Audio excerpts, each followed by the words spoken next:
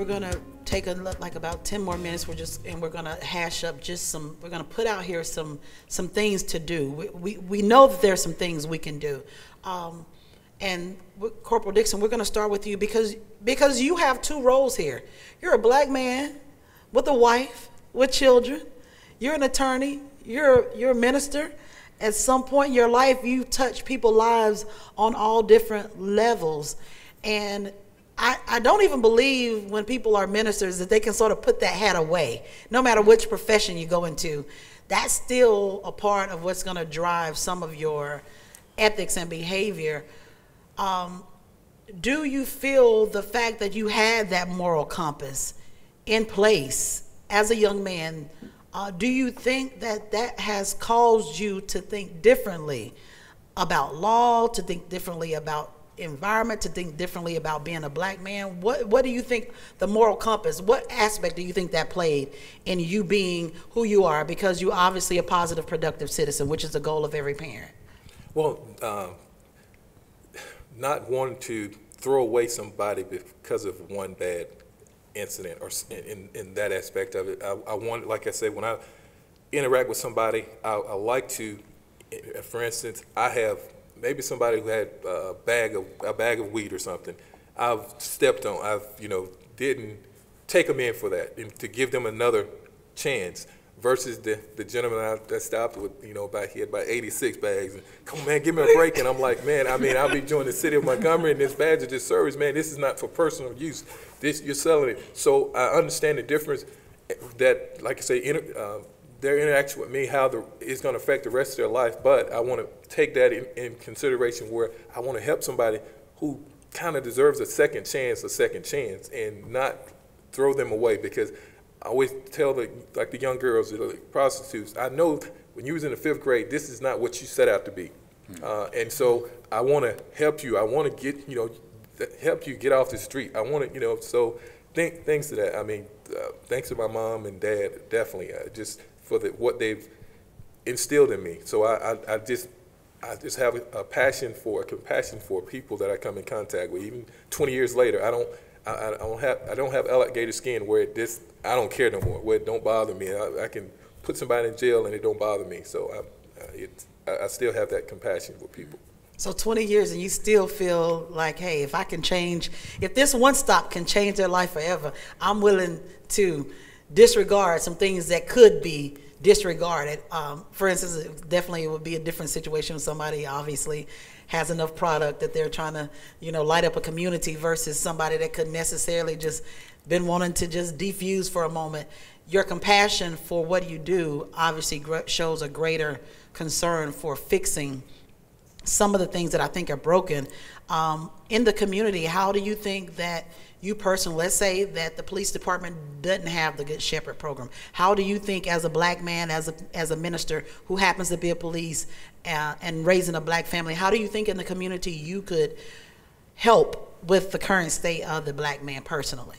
If not being a police officer or still being a police officer, what do you mean? As a police officer, however, not operating that role, let's say the police department doesn't have anything to resolve it, what do you personally feel that you could do in the community to help with the issue that we have? Well, now, like I said, getting close to getting retired now, I definitely say I don't want to leave it like I see it or it is now. So now programs where being a big brother or things like that because I don't necessarily be their biological father, but for the young males, I definitely want to be a mentor. And so these programs where I can do that is big to me now. In fact, my daughter was talking about it, I was finally getting off there on Thanksgiving Day, but now she wants, Dad, let's do the thing with the going to the homeless shelter to help. And so I'm like, oh, that's okay.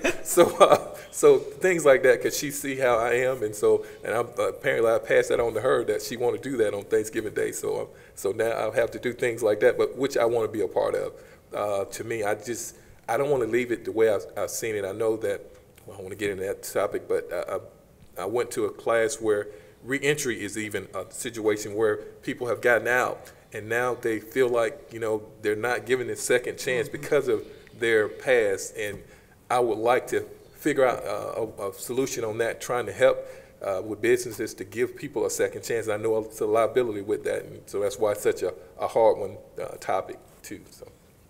And thank you so much for that. Those are actually some great strides, because those are strides in the right direction. One of the things we have as solutions in the community is the Boys and the Girls Club. Some of the things we have is community mentorship programs, Boy Scouts. We know that this panel is not going to take us to the finish line, but we definitely hope that it's going to help us drive towards the finish line. And as we leave this room and this TV set, that we don't leave the mission and the purpose for why we've even come together to have the conversation. And Attorney Perry, I would like for you as again, now there's a dynamic. You're an attorney, you're a father, you're a husband, you have two young men that you're rearing to one day be as positive and productive as you are. What would you say that you could do in addition to what you're already doing to help the community to move past the current state of the black man? I believe we've heard it, compassion, partnerships, accountability is so important. We have to look at ourselves. I was just in a board meeting earlier this week with an organization that mentors inner city young people. And there were about 20 to 25 people from different various industries in the city. And I was the only African-American person in a room with 20 to 25 people who have set out to help our community, a community that doesn't look like them. Accountability is so key. Whether you're talking about young black males, you're talking about families, you're talking about schools, the inner city schools. I was at another meeting. I was at a community meeting. And this lady, she didn't mean any harm. But she was like, I can't believe that this school doesn't have an after-school program. And so you have people who don't look like us, who haven't been through what we've been through trying to change our communities. Where someone like me, I'm 32, and I told her, when I was in school, there weren't any after-school programs. She was shocked. I went through a leadership program a couple years ago where we wanted to do a partnership with an inner city school and a suburban school. And with the suburban school, we wanted to partner with them and get the students to come to this central location so that we can do a cooking competition. And the suburban school, they were able to get there. They were bused, or their teachers were able to bring them. Wow. And one of my peers in our leadership group, he said, well, the students from the inner city school, they can just drive. And it was so simple to him. And I said, excuse me, but they don't have an extra car in their household. A lot of their parents catch the bus. And it's just so much that people don't know about our community. And what I would do is challenge people to get involved. There are so many boards out there from the Kidney Foundation. I get a chance to sit on the task force that's geared towards African Americans with the Alabama Organ Center. Because it's a shame that we need the donations, but we don't sit on those boards. We're not there for outreach, but anytime something happens, we're the ones that's asking for help. So imagine if we matched that, where we didn't wait until we needed that help. Because it's a reason I'm on the Alabama Organ Center. My goddaughter, she had to get a kidney. She was a toddler, she could have died. And on that day, I was still in law school, my wife was in pharmacy school. That day we made a pact that we don't have the money, but we have the time. Wow. So because of that, my wife, she's on the junior board for the Ronald McDonald House, because when my goddaughter was getting a kidney transplant, that's where the family was housed. That's the reason I'm on the Alabama Organ Center task force. And that's what I challenge people, accountability. I was in family court this week. My client, who's a minor, he was around the wrong crowd. The police found a gun in the car. He was gambling. They had drugs on him. They were in a stolen car. It was more than he was just in the wrong place at the wrong time. And when his mom came to court, she was angry. Not at him, but at the court. And when the judge said that he has to sit in the detention center a little while longer. I'm not going to send him home. She stormed out of court. I grabbed her. I said, no, you don't do that. Accountability, respect. Your son is looking at you. You see how you're treating the judge? It's a reason he's here. And you know what? She respects me. She respects that I said that. And when we went back to court, she stood there until the judge got finished and said, thank you. Because it's accountability that we had to talk about. It's not anything deep. Formulas, studies, forget all that. Everything starts with family. What are we going to do to make a difference? Look yourself in the mirror. If you don't like the elected official, don't vote him. There's no reason. The birthplace of civil rights. The birthplace of civil rights haven't had a mayor that looks like us in a city that's predominantly that looks like us. And I'm gonna leave it there. The birthplace of civil rights, the small city, the capital city that changed the world. Thank you. And Professor Otey, we're going to definitely let you give us a summation on some things we've heard here, some community involvement, some accountability in our community. And Professor Otey, you spoke of that on our first discussion that you and I had. You said that we have to start dealing with our own issues and stop looking outside of our community for resolution. Clearly, we're needing some improvement in that area. So if we could, you could give us some tips to transition to start working towards, as the other gentleman did, I would greatly appreciate your insight. Well, I think the single biggest thing we can do is elevate our thinking. You know, I started with that. I mean, I try to think comprehensively about problems, and we should elevate our thinking. We do that from the inside out. I believe the spiritual aspect of this is as important as anything. You know, if you leave the spiritual aspect out, if you ignore the important role that the church can play, I think you make a mistake. We transform ourselves from the inside out. If we think better, if we understand better, then we're in a better position to make decisions and to act better. So I really do think that is critical. We need to hold each other accountable. We've mentioned that before. I will hold someone accountable if they mistreat me or my family. I should hold myself and my family accountable if we live below what God expects of us. You know, if you behave poorly, you should expect poor results. So that's why I say we start with ourselves. What should we be?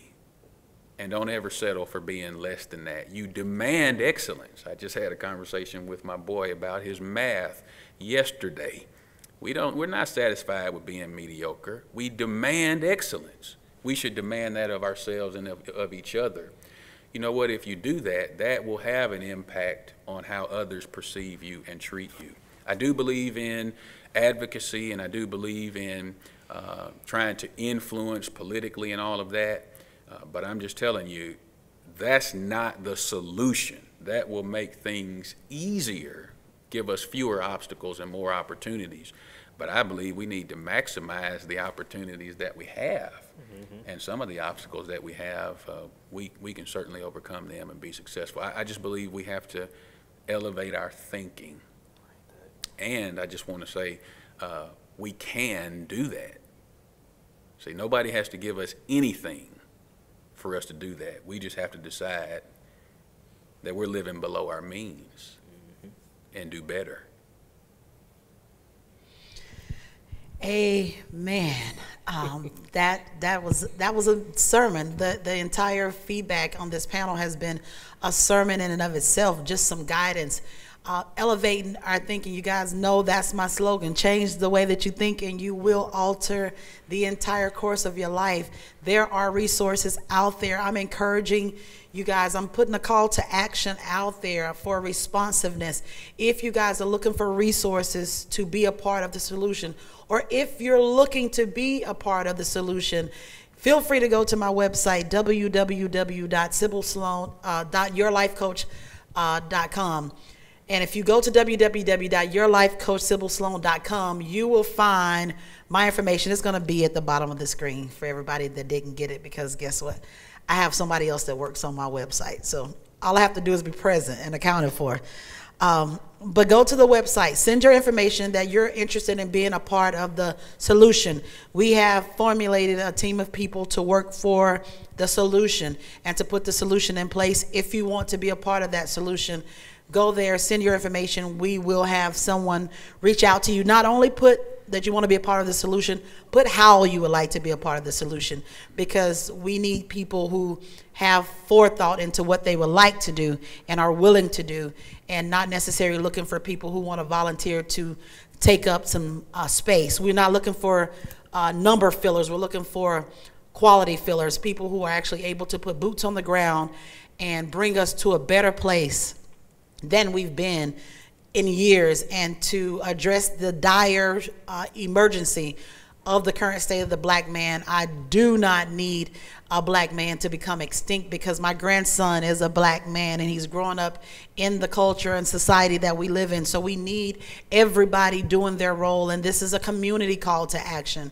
We're looking for the community to step up and be present. We're looking for the lawyers. We're looking for the scientists. We're looking for those people who have specialty, the nurses, the doctors, those key people, the judges, the pastors, to work collectively with the mission that's in place.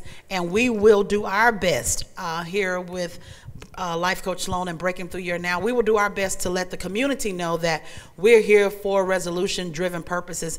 Thank you guys so much for being on the panel today. It was my humble pleasure to have your acquaintance, and thank you for your input. I believe it's countless. There's some knowledge that's been given today. There's definitely some heartfelt responsive that I myself have felt your heart. And I believe in all things we know the passion of everybody by their heart.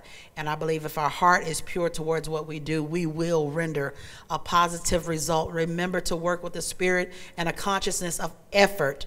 And that effort not just being to put a check in the box, but to put excellence behind your action. And thank you guys again. And remember that if you change the way that you think, you will indeed alter the entire course of your life. Until next time, this is your life coach, Sybil Sloan, signing off.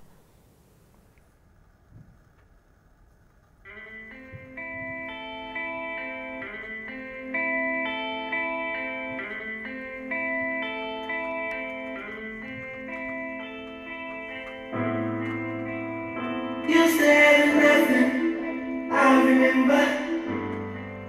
Never going to the mall. Now that I'm hustling, I got money. Said I'm living real good and driving these cars, and I won't go broke. Said I told myself I won't go back no more. So until my day is gone, I'll stay in these streets until I see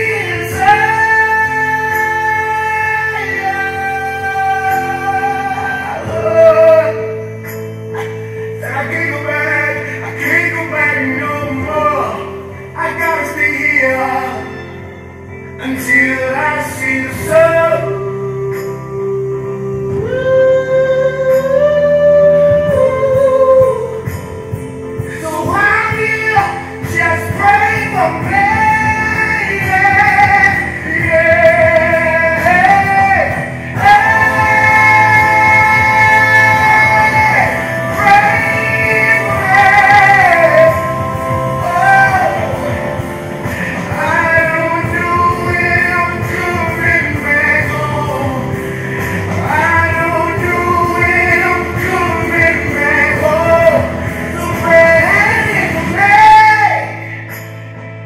Forgive me, I'm just a simple man.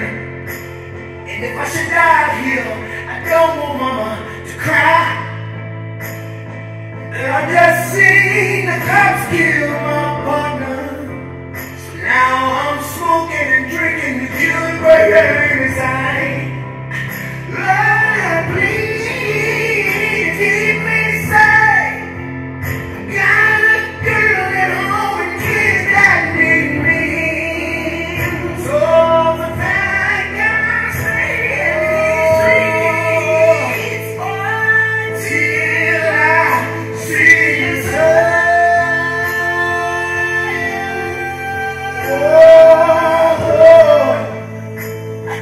Said I can't go back, I can't go back no more.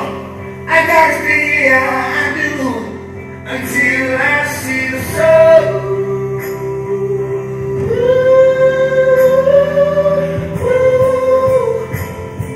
So while you just pray for me.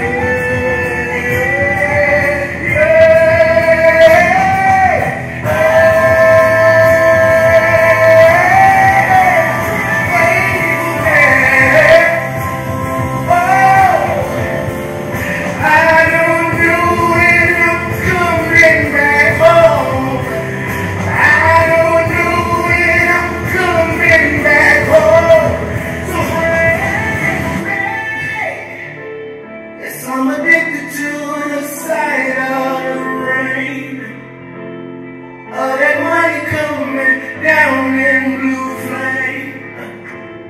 I'm addicted to my private. I'm addicted to fancy shopping, and I'm addicted to first class lights. Yeah. And I'm addicted to going up all night. I know that all these things are saying, but now I'm done there. If you do anything, just pray for me.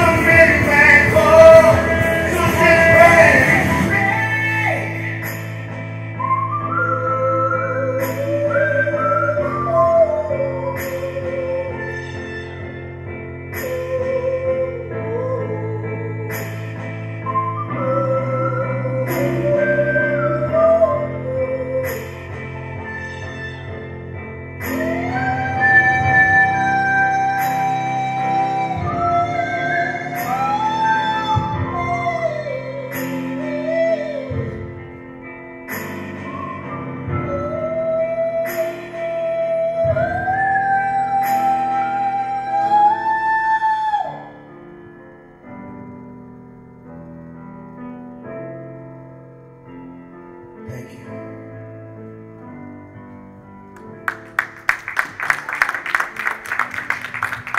Good afternoon.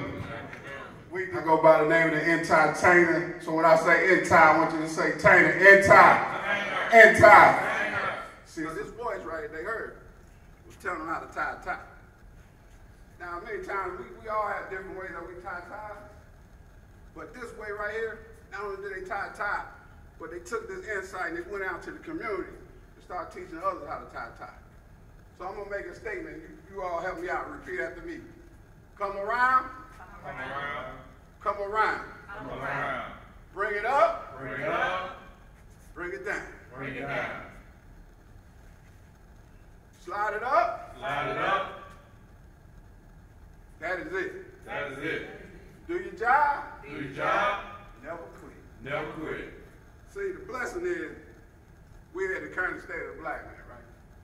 If this blessing that silver started, what did it do? It made us want to what? Come around. And since we came around for this information, this insight with these panels and these artists and different things going on, we can take this information out to the community, see young men and women, parents, people that work with our youth and our black men and say, what? Come around. And see, when we build these relationships, we build this rapport. If I see a young man with his pants down right, what can I say? My brother, bring him up. Then if I see a young sister with a skirt a little too high, I can say, baby girl, please, please, bring it down. And with homelessness and veterans out of work, if somebody needs a blessing, we won't be trying to judge how they are, but we just reach into our pocket, slide it up. And then they're going to give you that look. They're going to say, hey, that is it. Because see, in life, you want to hear those words. Die good. Good job. Like favorite son. You want to say good job. So you can one day say, I never quit. But a quarterback in football, he hands it off to what? The running back, right? He hands it off to the what? Running back. So I'm gonna run it back down to you because a lot of times in life, we have regular-time resources, right? But we all want bow-tie dreams. And we have people in here, they know that faith without works is dead, right? Right. So even if you have faith, you gotta what? You gotta work. Bow tie has two sides, right? Two sides, right? But you gotta keep working. I believe I can make it work, but you gotta keep working. You gotta keep working. No matter what they say about you, man, you gotta keep working. My man from Charlotte traveled all the way from Atlanta. You gotta keep working. Wow. Sometimes we have regular time resources, but if we believe we have faith even the size of what? Mustard seed. We can believe in that mountain will move, right? Yes, sir. For nothing in your life will be impossible, right? Right. See, sometimes it's not what you have, it's what you do with what you have. So, if I can't even wear it like this, right? Right. I still need that support, right? Right. I still need that foundation. So you gotta, just like the two sides of the tie came together, you still need a back. So you just keep working, right? You just keep working. Don't let nobody tell you can't do it. Don't let nobody tell you the dream is not possible. Don't let nobody tell you. I get a little help, man. Make sure my collar's straight. That's the beauty of being live. You get you some help. How I look, fella? Yes, sir. How I look? How I look? All right, appreciate that. I don't mind asking for help. Because you can have regular time resources, but if you have the faith and you put in the work, you can have bow tie dreams. Yes, sir. See, this is not my first rodeo in Montgomery, Alabama. And this program is real special, current state of the black man. Why? Because my son Alice is over there, right? Yes, sir. Sometimes we don't always get to hang together, right? But it's called current state of the black man. So if Silver don't get nothing out of this, tell the rich, she got to realize that she brought her father and a son together. Yes, sir. So sometimes you have regular time resources, but you got to believe that God gave you bow tie dreams. Yes, sir. And see, I'm in my second marriage. My first one wasn't that successful, right? So I had those bow tie dreams, right? But all of a sudden, it came crumbling down.